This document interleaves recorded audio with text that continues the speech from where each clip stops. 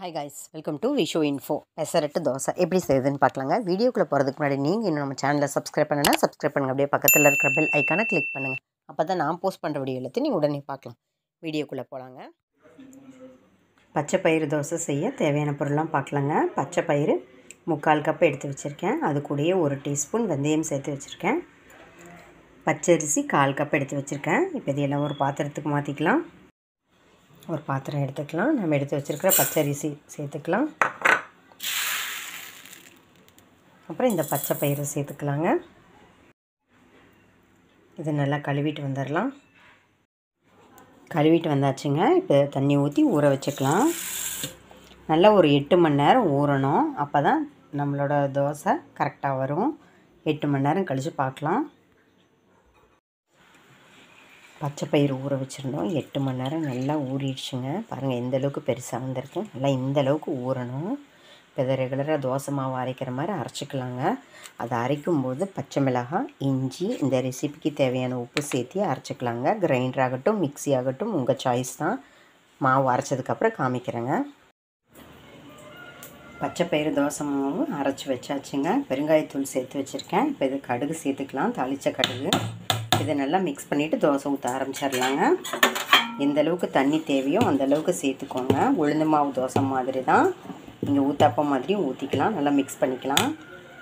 தோசைக்கல் காஞ்சி ரெடியாக இருக்கு.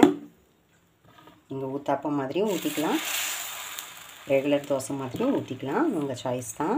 ஸ்ப்ரெட் பண்ணிக்கலாம்.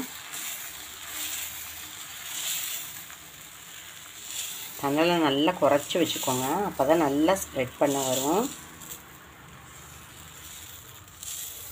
சூப்பராக மெலிசாக ஊற்றலாங்க. தோசை வெந்துடுச்சுங்க. திருப்பி போட்டுடலாம். நீங்கள் ஒன் சைடாக கூட டைம் கொடுத்து எடுக்கலாங்க. இப்போ நான் திருப்பி போடுறேன். எந்த அளவுக்கு ரோஸ்ட்டாக வந்திருக்கு பாருங்கள். கீழே வெந்திருக்கிற மாதிரி மேலேயும் வேகணும். அதனால் திருப்பி போட்டுக்கலாம். நீங்கள் ஒன் சைடாக எடுத்தீங்கன்னா இன்னும் அப்படியே இதே சைட்லேயே விட்டுட்டிங்கன்னா இன்னும் சூப்பராக ரெடி ஆகிடும். குழந்தைங்களுக்கு ரோஸ்ட்டாகவும் பெரியவங்களுக்கு ஊத்தாப்பம் மாதிரியும் போடலாங்க. கீழேயும் வேகட்டுங்க, பார்க்கலாம். சூப்பராக நம்மளோட பாசி பயிறு தோசை ரெடி ஆகிடுச்சு. பாருங்கள் எந்தளவுக்கு ரெடியாக இருக்குது பாருங்கள். சூப்பராக செம ரோஸ்ட்டாக வந்திருக்கு. இதை ஒரு பிளேட்டுக்கு மாற்றிக்கலாங்க. பார்த்திங்களா, அருமையாக ரெடியாக இருக்குது. ஒரு பிளேட்டுக்கு மாற்றிக்கலாம். பச்சை பயிறு தோசை அட்டகாசமாக ரெடி ஆகிடுச்சு பாருங்கள். எந்த அளவுக்கு ரோஸ்ட்டாக வந்திருக்கு பாருங்கள். இதை குழந்தைங்க வேணான்னே சொல்ல மாட்டாங்க. சத்தான சுவையான பச்சை பயிறு, பாசி பயிறு எப்படி வேணால் சொல்லலாம். தோல் இருக்கிறதுனால நிறைய நார்ச்சத்தெல்லாம் இருக்குங்க.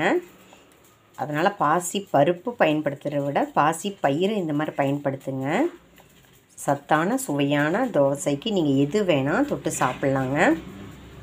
8 மணி நேரம் நல்லா ஊற வச்சுடுங்க. அப்போ தான் சூப்பராக அரைக்க முடியும். இதில் பாசி பயிரோட அளவு ஜாஸ்தியாக இருக்குது, அரிசியோட அளவு கம்மியாக இருக்குங்க. அதனால் ரொம்ப சத்து ஜாஸ்திங்க. இதுக்கு தேங்காய் சட்னி தொட்டு சாப்பிட்டா சூப்பராக இருக்கும். மற்றபடி உங்களுக்கு எது பிடிக்குமோ, இட்லி பொடி ஆகட்டும், இல்லை ஏதாவது துவையல், வேறு ஏதாவது சட்னி வகைகள், சாம்பார், உங்களுக்கு எது பிடிக்குமோ அது நீங்கள் சாப்பிட்டு பாருங்கள். ஆனால் இந்த தோசையை மிஸ் பண்ணிடாதீங்க. செம்ம ரோஸ்ட்டாகவும் வரும், சாஃப்டாகவும் வரும். ஒன் சைடாகவும் எடுத்துக்கலாம். நார்ச்சத்து நிறைந்த சத்தான சுவையான பாசிப்பயிறு தோசை செஞ்சு பார்த்துட்டு எப்படி இருக்குன்னு சொல்லுங்கள். என்னங்க, இந்த ரெசிபி உங்களுக்கு பிடிச்சிருந்தா லைக் பண்ணுங்கள், ஷேர் பண்ணுங்கள், கமெண்ட் பண்ணுங்கள். ஞாபகமாக சப்ஸ்கிரைப் பண்ணுங்கள். ஓகே, பாய்.